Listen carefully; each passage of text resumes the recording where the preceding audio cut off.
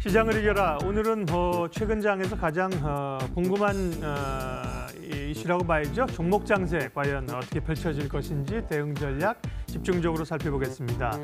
조현주 NH투자증권 연구위원 함께하겠습니다. 어서 오세요. 안녕하세요. 그러게요. 이제 소형주 지수는 좀 갇혀 있지만 중소형주가 되니까 그 부분이 가장 관심 있는데 먼저 이제 거시적인 환경을 먼저 좀 점검하겠습니다. 미중 무역 협상은 3차 고위급 협상이 이번에 워싱턴에서 열리게 되는데 다소 좀 기한을 연장하는 그런 얘기도 나오고요. 예, 어떻게 좀 종결이 될 걸로 예측하세요?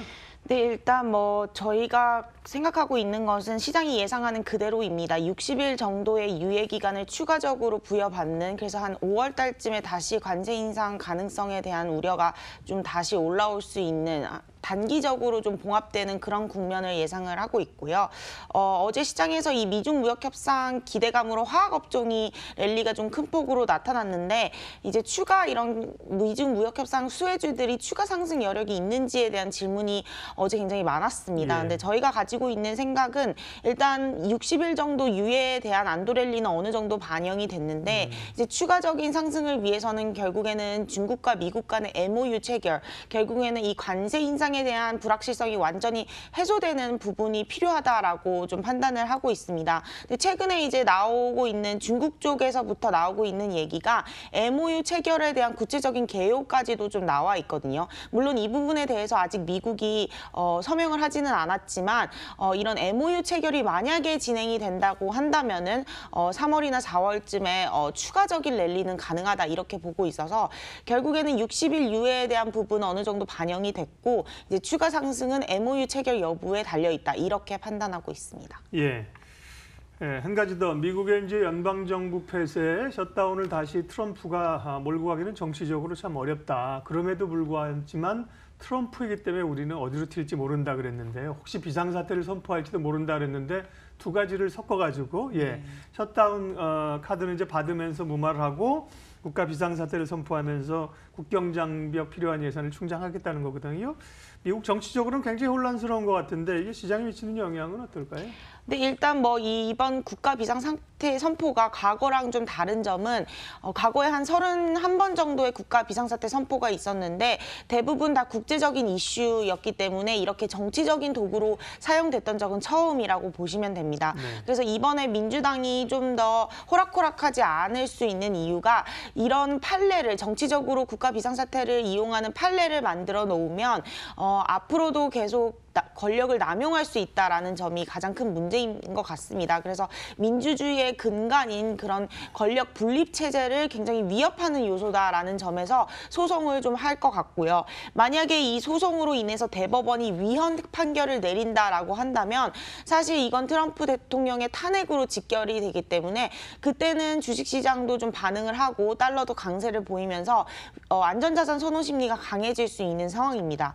다만 시장에서 그렇게 크게 반응을 안 한 이유는 일단 대부분 소송까지 가는데 1년 이상의 시간이 좀 소요가 됩니다. 그렇다 보니까 당장에 시급했던 셧다운이나 미중 무역 협상 낙관론이 훨씬 더 시장에서는 크게 작용을 한 것 같고요. 장기적인 이슈가 되기 때문에 이 국가 비상사태 선포는 좀 지켜보자 이런 의미가 좀 더 많았던 것 같습니다. 그래서 저희도 일단은 대법원 소송까지 가는데 1년 정도의 시간은 일단 두고 지켜봐야 한다는 부분이기 때문에 당장 이런 파급 효과를 미리 불안해하지는 않아도 된다 이렇게 판단하고 있습니다. 네, 국가 비상사태를 선포했는데요. 트럼프 비상사태입니다. 사실은 뭐죠? 예, 근데 대통령이니 어찌 가겠어요. 쓸 수 있는 권한이니 말이죠. 예. 자, 오늘 주제로 들어가겠습니다. 오늘 주제는 이제 시장의 종목 장세가 어떤 양상으로 펼쳐지고 계속될까 하는 것인데요. 예. 지수는 갇혀있고 중소형주 종목 장세는 시작된 겁니까? 더 이어질까요? 네, 일단 지금 종목 장세는 어쩔 수 없이 나타나고 있는 것 같습니다. 지수가 좀 펀더멘탈과 다르게 이제 좀 흐름이 나타나고 있는데 일단 펀더멘탈 자체는 굉장히 안 좋은 상황인데 그동안 지수 자체는 굉장히 강했습니다. 그렇다 보니까 더 이상의 이제 강세를 시행하기에는 지금 속도 조절이 필요한 구간이라고 저희도 판단을 하고 있고요.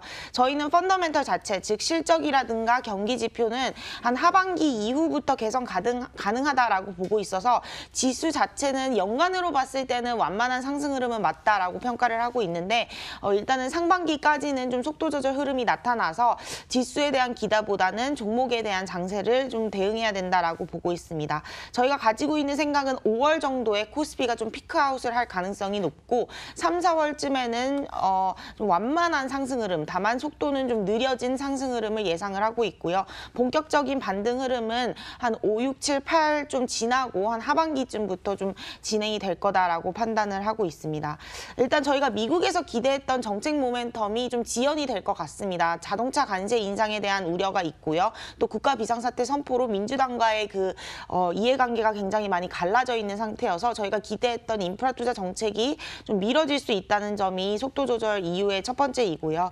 두 번째는 5월에 예상된 MSCI 중국 A주 편입이 외국인 수급에 상당 부분 좀 영향을 미칠 수 있다라고 판단을 하고 있습니다. 이번에 편입되는 A주가 20% 정도가 되기 때문에 그럼 한국에서 외국인이 자금 이탈되는 규모가 한 7조 원 정도가 됩니다. 그렇게 되면은 외국인 수급이 좀 재차 강하게 들어오기는 힘든 구간인 것 같고요. 그런 확정 발표가 2월 28일에 결정이 되는 상황입니다. 그리고 유럽 경기가 좀 계속해서 부진하기 때문에 달러 강세 흐름이 계속해서 나타나고 있는 점도 외국인 수급에는 부정적이다. 이런 세 가지 이유를 봤을 때는 지수 자체에 대한 좁은 박스권 흐름 예상을 하고요. 대형주가 좀 쉬어갈 때는 중소형주 중심, 특히 최근에는 좀 기관들이 선호하고 있는 업종이 엔터주라든가 제약바이오, 게임주, 그리고 화장품주 이런 쪽으로 좀 더 기관 수급이 좀 몰려 있는 상황이다라고 볼 수 있을 것 같습니다. 예. 다 말씀을 하셨는데.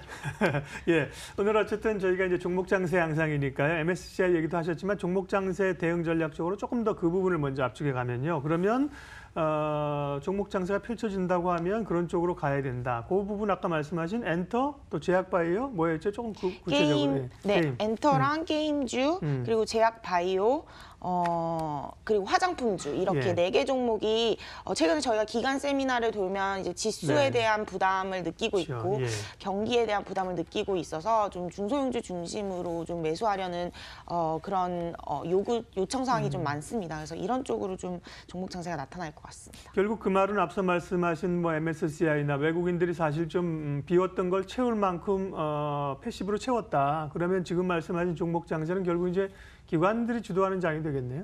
네, 맞습니다. 아무래도 외국인이 여기서 추가로 들어오기에는 일단 이벤트 자체가 지금 상황이 좋은 상황은 아닌 것 같아서 저희는 기관 장세, 종목 장세 좀 예상하고 있습니다. 네.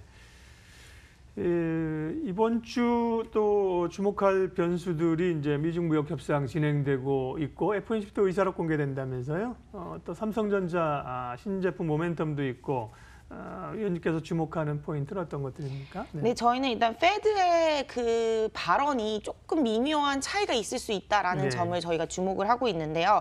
일단 21일 예정된 뭐 FOMC 의사록에서는 완화적인 스탠스를 유지할 것이다라고 보고 있고 여기서 저희가 좀 주요 포인트로 잡고 있는 거는 대차 대조표의 축소, 조기 종료 가능성에 대한 부분을 좀 집중해서 보고 있습니다. 근데 저희는 조기 종료 가능성 높다라고 평가를 하고 있는데 이제 저희가 좀 더 집중하고 있는 건 21일부터 22일 사이에 연준 위원들이 굉장히 많은 연설이 예정이 되어 있어요. 근데 여기서 미묘하게 약간은 올해 한 번 그리고 내년 한 번 정도의 금리 인상 부분을 좀 언급할 수는 있다라고 평가를 하고 있습니다. 지수가 어느 정도 안도랠리를 미국 주식시장도 실현을 했고요. 또 뭐 이번에 소매 판매는 좀 안 좋게 나왔지만 PMI라던가 다른 주택 지표라든가 좀 턴어라운드 되는 모습을 보였기 때문에 경기가 양호하다라는 의견이 굉장히 상당 부분 있습니다. 그래서 그런 부분을 조금은 언급을 하지 않을까라는 점에서 주식시장 입장에서는 금리 인상을 어느 정도 다시 한번 하반기쯤엔 할 수 있다. 이런 우려는 좀 있을 수 있을 것 같습니다. 그 얘기는 뭐 얘기가 어떻게 나오느냐에 따라서 시장에 조금 부담되는 뉴스가 될 수도 있겠네요. 예, 오늘 시장을 이겨라에서는 전반적인 이슈도 진단했고요. 특별히 이제 종목 장세 대응 전략해서 말씀드렸습니다. 핵심 포인트 어쨌든 관심 영역은 엔터, 제약바이오, 게임, 화장품 4개 섹터를 말씀하셨어요. 예, NH투자증권 조연주 연구위원 함께했고요. 인사드리면서 출발 마켓온 오늘 순서는 마치겠습니다. 함께해 주셔서 고맙습니다.